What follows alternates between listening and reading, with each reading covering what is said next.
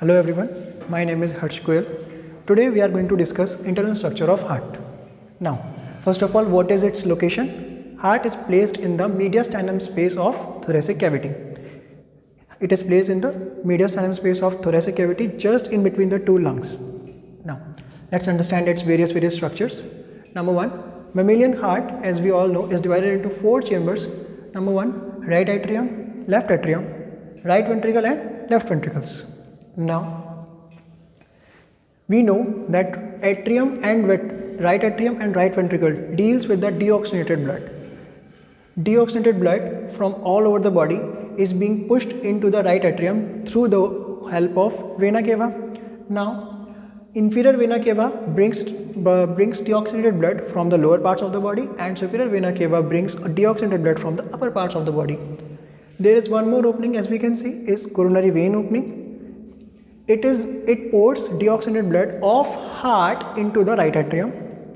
Now, from right atrium, blood will be pushed into the right ventricles.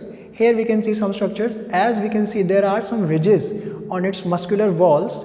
These ridges are known as columnar columni. These ridges has some muscles over here, as we can see.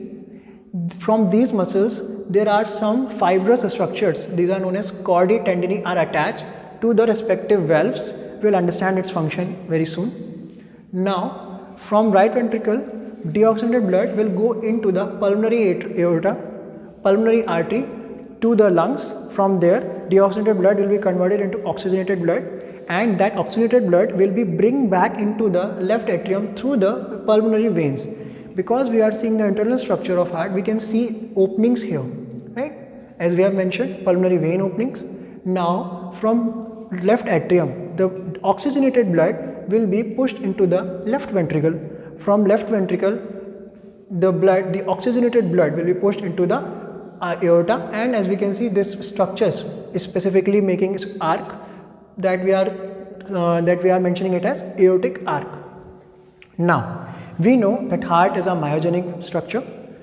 It helps in pushing of blood. It is generating some force and pressure continuously. Now, with that, the problem is blood may be pushed back into their different parts. What happens if blood will be pushed back into the inferior vena cava?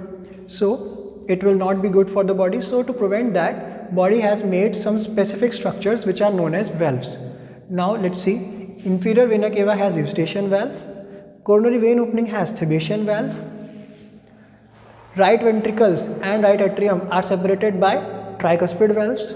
Between left atrium and left ventricles, there are bicuspid valves, and in aorta and in pulmonary artery, there are semilunar valves.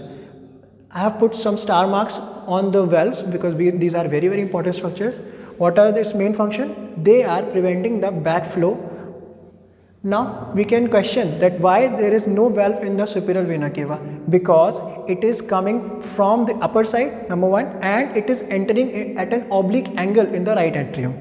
That's why it needs no valve to prevent backflow.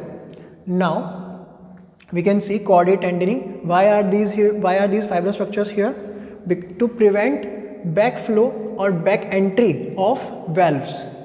It may happen that due to huge force, these valves may open into the wrong direction. To prevent that, there are fibrous structures. These are known as chordae tendineae. Now, let's recall the flow of blood.